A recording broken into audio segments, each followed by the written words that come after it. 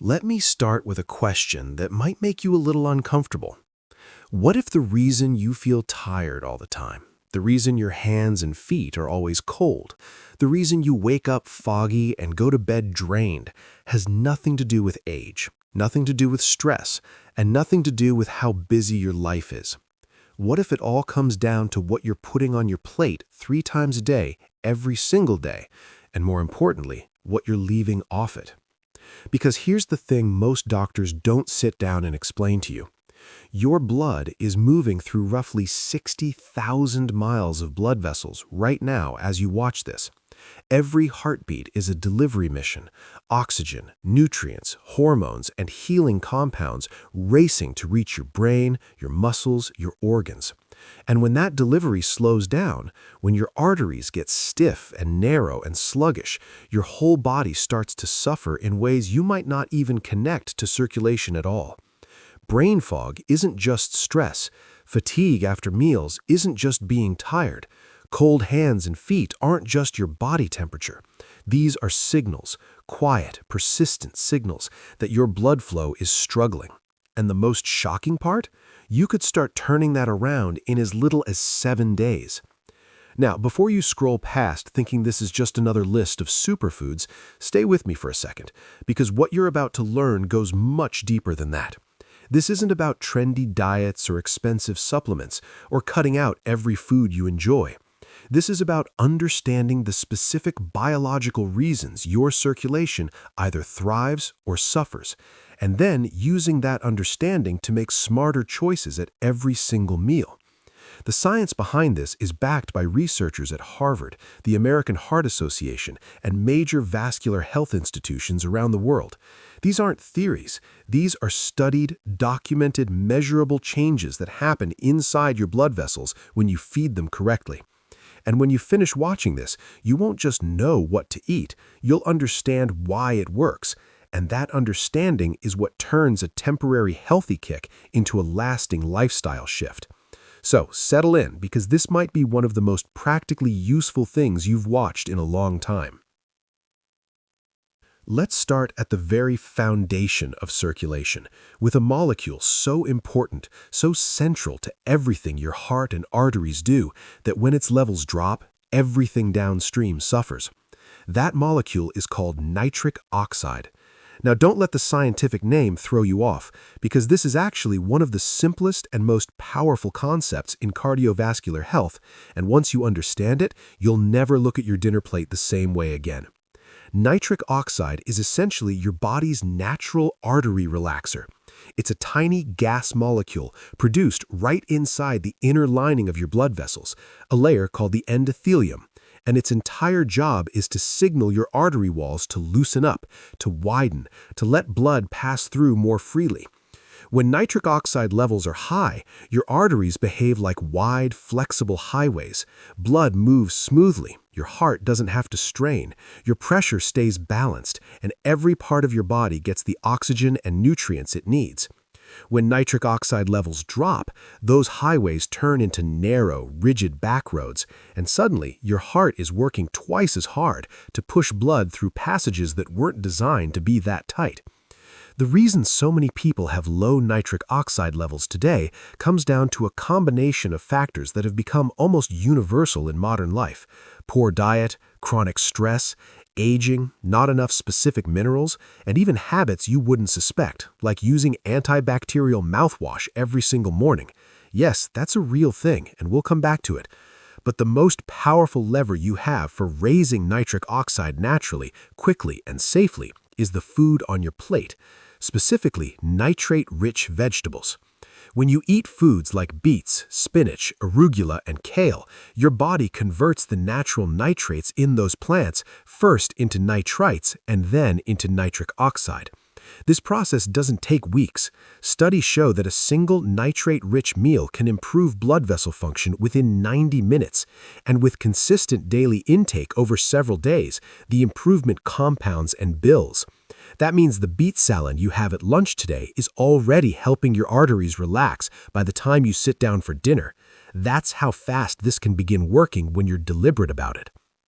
Here's the part that surprises most people when they first hear it. The conversion of nitrates into nitric oxide actually depends in part on bacteria living in your mouth. Your oral microbiome plays a specific, documented role in this biochemical chain reaction, and when you destroy those bacteria with harsh antibacterial mouthwash every single morning, you can reduce your body's nitric oxide production by up to 25%. Clinical research has confirmed this. So if you're someone who uses antibacterial mouthwash daily as part of your routine, that single habit might be quietly working against your circulation without you ever knowing it.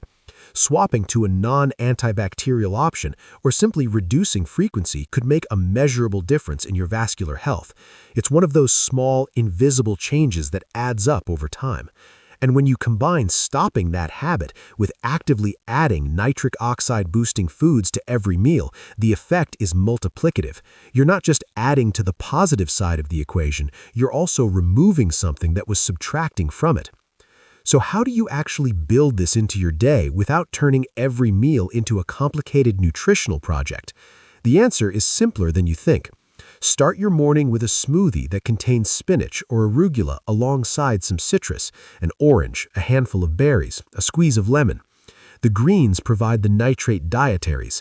The vitamin C in the citrus protects those nitric oxide molecules from oxidative damage, essentially helping them survive longer and work more effectively. For lunch, think about a beet salad, an arugula bowl, or a spinach wrap. None of these need to be elaborate or expensive. A simple bed of arugula with some olive oil, lemon, and a handful of whatever else you enjoy is enough to make a real biochemical difference. For dinner, steam some greens as a side. Add roasted beets to a grain bowl, or make a simple beet hummus to go alongside whatever protein you're already planning to eat. The goal is 1 to 2 cups of leafy greens daily and about half a cup of beets in any form, roasted, boiled, or juiced. Do this consistently for 7 days, and your arteries will have already begun the process of loosening, widening, and flowing more freely. Now let's talk about potassium, because this is where most circulation conversations fall completely flat. Everyone talks about reducing sodium, cut the salt, put down the shaker, stop eating processed food. And yes, sodium matters. But the deeper truth, the more accurate picture, is that the real problem isn't too much sodium alone. It's the catastrophic imbalance between sodium and potassium in the average modern diet. Your arteries depend on potassium to keep their walls relaxed, flexible, and open. Think of it this way. Sodium tells your vessel walls to tighten, and potassium tells them to let go. When you have the right balance, your arteries stay loose and your blood pressure stays stable. But when potassium is chronically low, which is an estimated 98% of adults worldwide according to global nutrition surveys, sodium wins every time. Your vessel walls stay tense, your blood pressure creeps up, your circulation becomes sluggish and strained. And here's the maddening part. You have no idea this is happening because low potassium doesn't always announce itself loudly. It just quietly allows everything to get a little worse, a little stiffer, a little slower, day after day. Inside your body, potassium is the mineral that activates a specific pumping mechanism in your cells that literally pushes excess sodium out and draws potassium in. When you eat potassium-rich foods consistently, your kidneys become more efficient at excreting sodium, your blood vessels release their tension, and your circulation becomes noticeably smoother. Potassium also plays a direct role in regulating the electrical signals that control your heartbeat, helping it stay steady and rhythmic rather than erratic or strained. The Harvard Health Publishing Team and the American Heart Association both consistently rank potassium as one of the most critical and most underappreciated nutrients for cardiovascular function. Clinical studies published in major medical journals, including the New England Journal of Medicine, have shown that simply increasing potassium intake through food can lower systolic blood pressure by 5 to 7 points, reduce arterial stiffness, and meaningfully improve overall circulatory health. Not a medication, not a procedure, just food, consistently chosen with this mineral in mind. Here's something genuinely surprising that most people never hear. Adding just 1 cup of potassium-rich vegetables to a high-sodium meal can cut sodium's blood pressure-raising effect by nearly 40%. Read that again. You don't have to eliminate the sodium, you just have to counterbalance it. That shifts the entire conversation from restriction to strategy, from feeling deprived to feeling empowered. The foods that deliver this are deeply satisfying and widely available. Bananas, avocados, beans of every variety, oranges, pomegranates, spinach, sweet potatoes, lentils. These aren't exotic health foods that require a specialty store.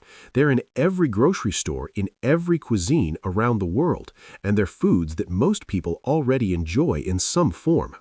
The daily target is somewhere between 3,500 and 4,700 milligrams of potassium from food. And when you start building meals around these ingredients, hitting that range becomes more natural than you'd expect. One important note, if you have kidney disease or take potassium-sparing medications, always talk to your doctor before making significant dietary changes.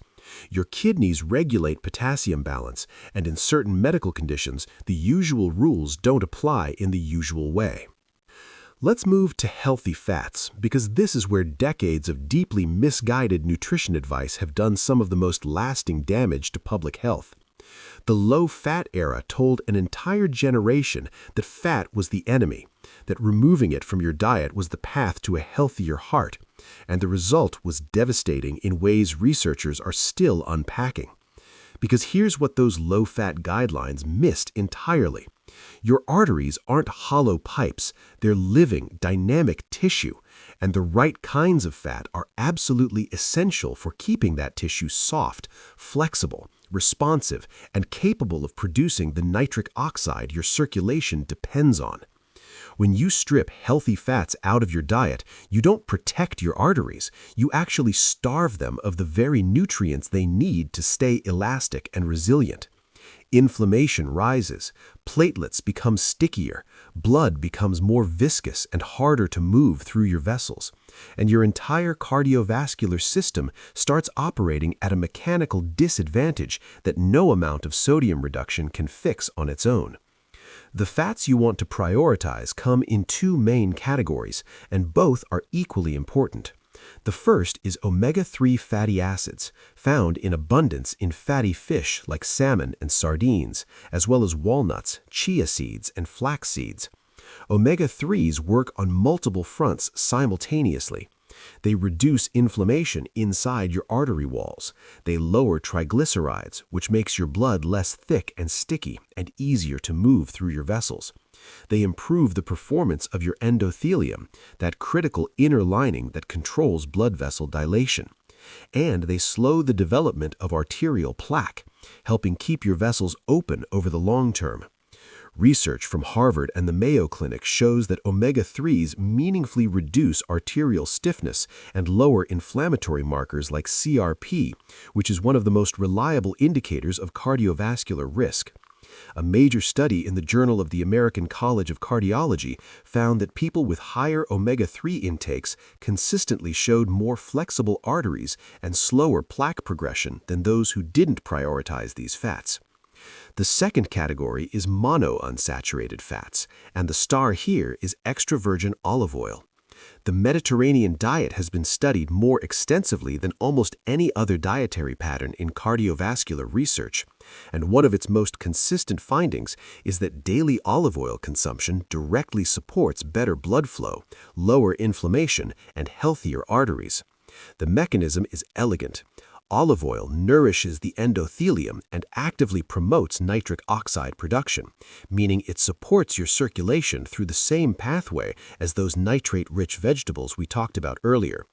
Just 1 tablespoon of extra virgin olive oil after a meal has been shown in clinical studies to improve endothelial function within hours, helping your blood vessels relax more efficiently and respond more quickly to the demands being placed on them. Avocados and almonds are in this same category, providing monounsaturated fats alongside fiber, potassium, and micronutrients that all work in concert to support vascular health. The practical goal here is simple. 2 servings of fatty fish per week, 1 to 2 tablespoons of olive oil daily, and a small handful of nuts or seeds most days of the week. That's not a restrictive diet, that's just thoughtful, strategic eating. Now let's talk about vegetables, not in the generic eat more vegetables way you've heard 1,000 times, but in a way that actually explains why they are arguably the most powerful circulatory tools available to you. Your arteries are under constant assault throughout the day. Blood pressure fluctuations, blood sugar spikes, emotional stress, inflammatory compounds from processed foods, even poor sleep, all of these create damage at the level of the endothelium. And the endothelium, remember, is the tissue that decides how easily blood flows through your vessels. When it's damaged, inflamed, or weakened, your arteries stiffen, your nitric oxide production drops, and your circulation suffers in ways you feel across your whole body. Colorful, fiber-rich, antioxidant-loaded vegetables are nature's most effective repair kit for exactly this kind of damage. And the repair starts faster than most people realize. Here's the biochemistry in plain language. Fiber in vegetables reduces the inflammation that damages artery walls. It also regulates blood sugar, which is critical because glucose spikes are one of the main drivers of a process called glycation, where sugar molecules attach to proteins in your artery walls and make them rigid and hard. Meanwhile, the antioxidants in vegetables, vitamin C, beta-carotene, lutein, lycopene, flavonoids, work like a cleanup crew inside your bloodstream, neutralizing the free radicals that would otherwise chip away at your endothelium hour after hour. Broccoli, Brussels sprouts, carrots, tomatoes, bell peppers, leafy greens, all of these provide a spectrum of nutrients that strengthen endothelial cells, support arterial elasticity, and reduce the cumulative damage that leads to stiff, poorly functioning vessels. There's even a gut health connection here.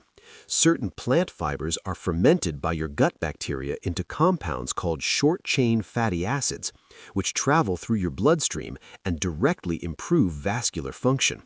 Your gut and your arteries are in constant conversation, and vegetables are the language they both speak.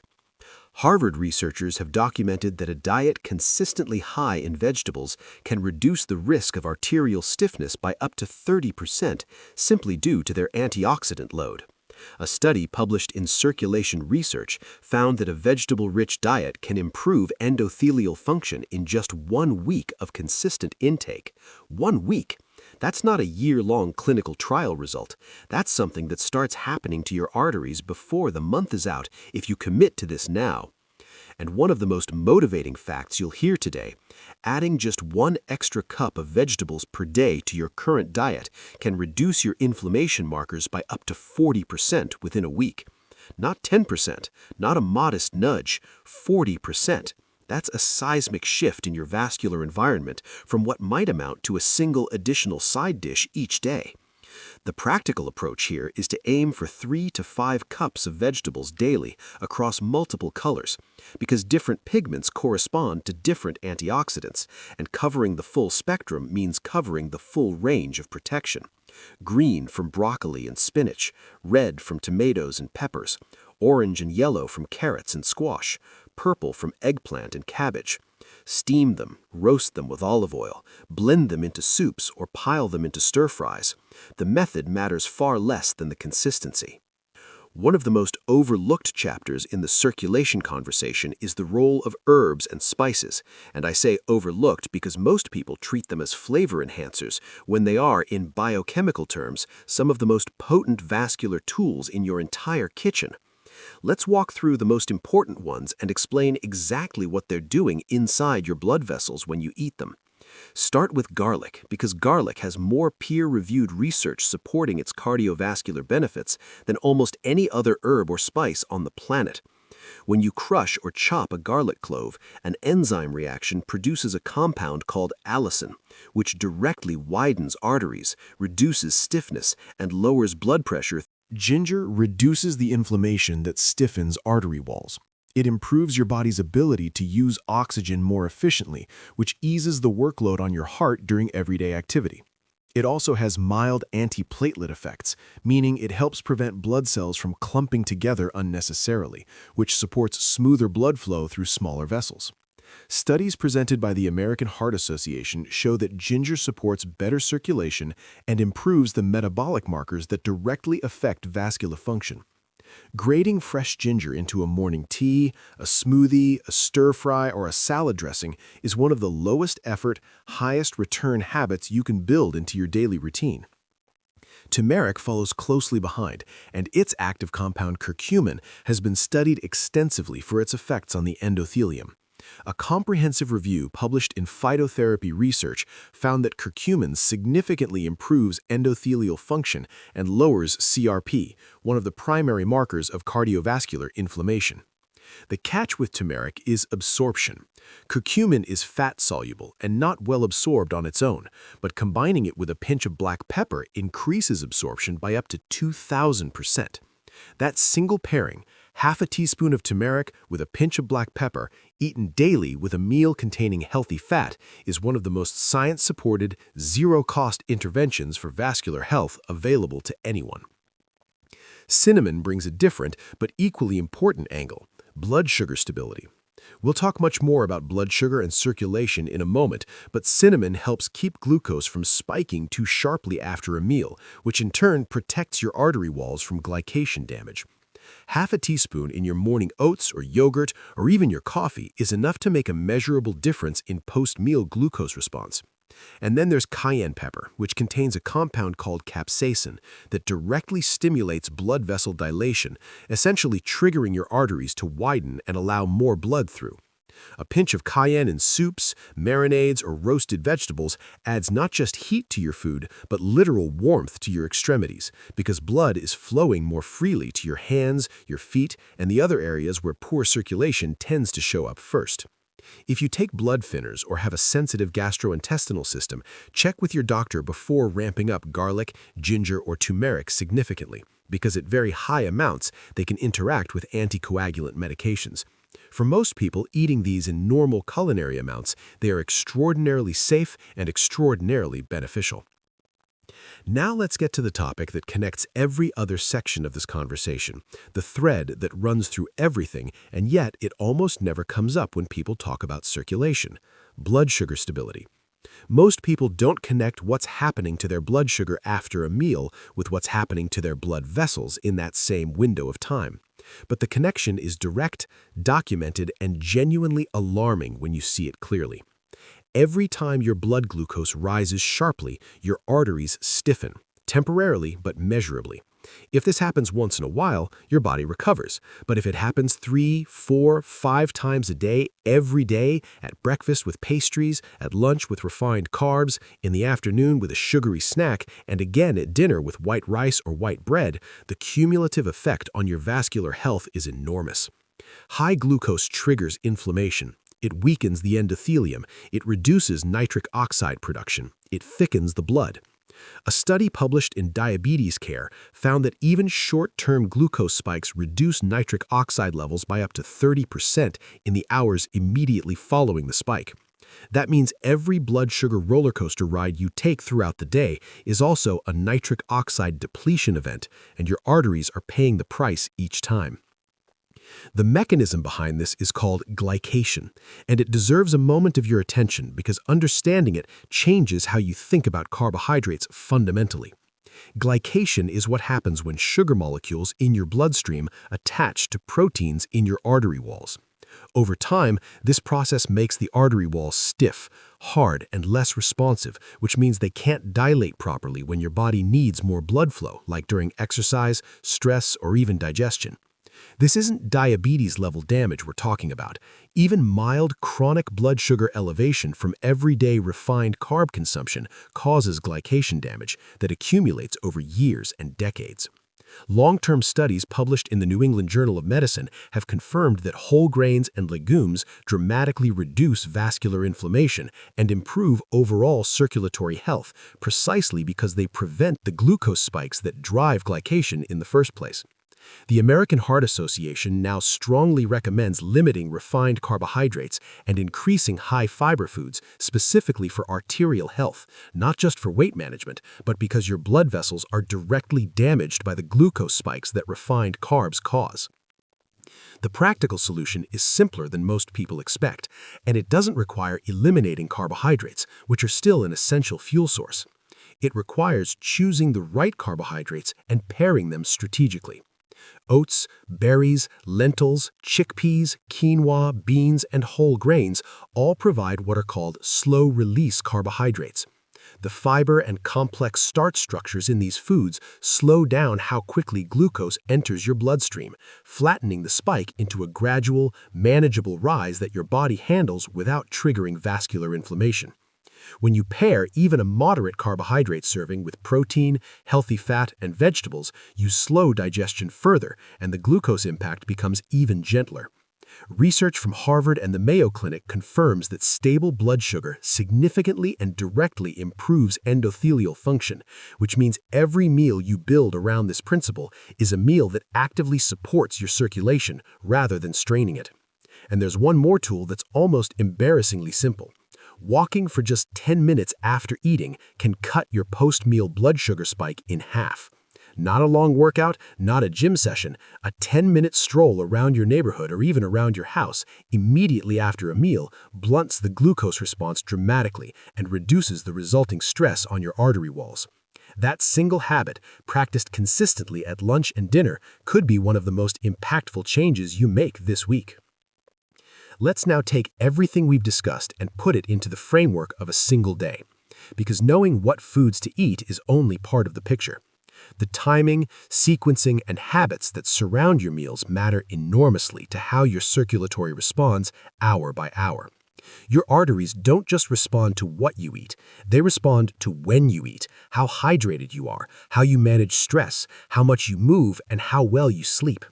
When all of these elements align, even imperfectly, your circulatory system operates in a state of ease rather than strain.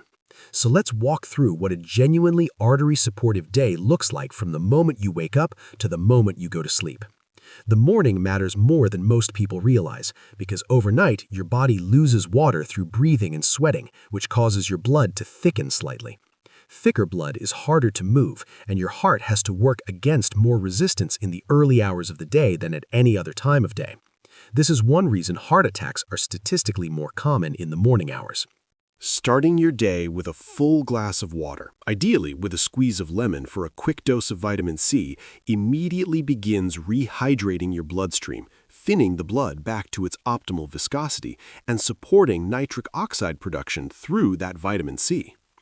Your morning meal should be designed around 3 goals simultaneously: restoring potassium and magnesium that your body used overnight, providing nitric oxide precursors to open your arteries for the day ahead, and keeping your blood sugar stable so you don't start the day already on a glucose roller coaster.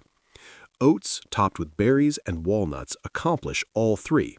A smoothie with spinach, banana, chia seeds, and low-sugar yogurt hits all 3 as well. Avocado toast with tomatoes and a drizzle of olive oil is another excellent option.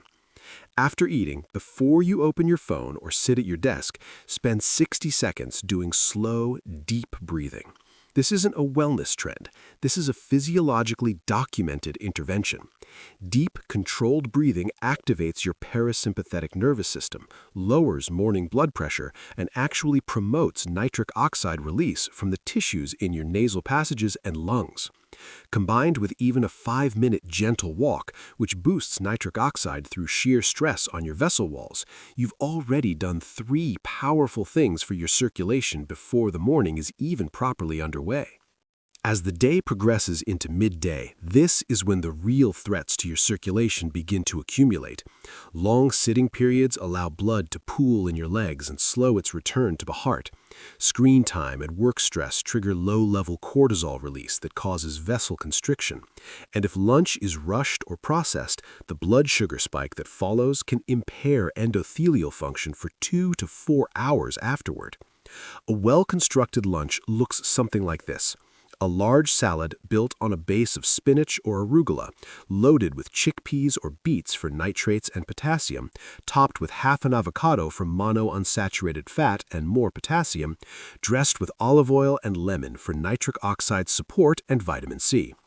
Or a quinoa bowl with salmon for omega-3s, mixed roasted vegetables, and a citrus-based dressing. These aren't complicated meals, they're strategic ones. And between lunch and the afternoon, try to build in what exercise physiologists call movement snacks. 2 to 3 minutes of walking, calf raises, or light stretching every hour or so. These tiny bursts of activity prevent blood from pooling in your lower extremities, maintain your circulation's efficiency, and keep your energy level from crashing in that notorious mid-afternoon slump. A glass of water or herbal tea during this period keeps blood viscosity low and your vessels working at their best. The afternoon is a critical window that most people completely lose to poor choices, not because they lack discipline, but because they haven't been given the right framework. Blood sugar naturally tends to dip in the early to mid-afternoon, creating cravings for quick sugar or caffeine.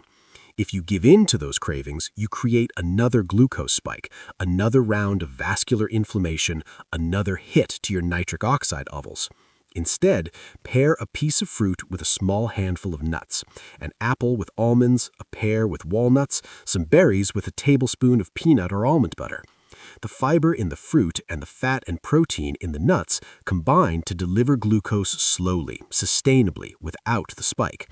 If you can also manage a 10-minute walk during or after your afternoon snack, you flatten the glucose curve even further. And to support nitric oxide specifically during this part of the day, consider sipping on citrus water, a small glass of beet juice, or a cup of green tea. Green tea contains compounds called catechins that enhance vessel dilation for several hours, effectively extending your arteries' ability to stay open and flexible deep into the evening. When evening arrives, your focus should shift to reducing inflammation, relaxing your blood vessels, and preventing the kind of nighttime blood pressure spike that can occur after heavy, salty, or sugary dinners. The plate formula is simple but powerful. Fill half of it with vegetables in multiple colors. Use a quarter for lean protein, whether that's fish, chicken, tofu, or beans. Use the remaining quarter for whole grains or starchy vegetables, like sweet potatoes or quinoa. Finish with 1 to 2 teaspoons of olive oil, either as a dressing or a cooking fat, and season generously with garlic, turmeric, ginger, and black pepper. Every one of those spices is doing active work in your arteries while you eat and for hours afterward. This is not a diet. This is a meal that your cardiovascular system will genuinely thank you for. After dinner, that 10-minute walk we mentioned becomes even more powerful. Research shows that a post-dinner walk significantly reduces nighttime blood sugar spikes, which means your arteries spend the hours while you sleep in recovery mode rather than inflammation mode. And that distinction matters profoundly for how your body repairs itself overnight. Because here is something that doesn't get nearly enough attention in circulation conversations. Your arteries do most of their self-repair during sleep. Your heart rate slows, your blood pressure drops, inflammatory processes are regulated, and your endothelium has the opportunity to patch the microscopic damage it accumulates throughout the day, but only if you give it the right environment to do so. Drink a small glass of water 1 to 2 hours before bed to maintain blood viscosity overnight without disrupting your sleep with bathroom trips. If you're slightly hungry before bed, reach for a magnesium-rich snack, a banana, a handful of almonds, a small bowl of yogurt. Magnesium is a critical mineral for vascular health that most people are chronically short on. It relaxes smooth muscle in your artery walls, lowers blood pressure, and supports the endothelium's repair processes during sleep. Limiting screens in the 30 to 45 minutes before bed protects melatonin production, and melatonin itself has documented benefits for endothelial function. Lower nighttime cortisol from a brief relaxation routine, slow breathing, light stretching, or simply reading quietly allows your arteries to complete their repair cycle without being interrupted by stress hormones. 7 to 8 hours of quality sleep improves heart rate variability, reduces systemic inflammation, and restores nitric oxide production, so you wake up the next morning with your arteries already in a better state than the day before. This is the power of thinking about circulation as a full system rather than a single meal decision. Every small choice you make throughout the day either adds to the momentum of better blood flow or quietly works against it.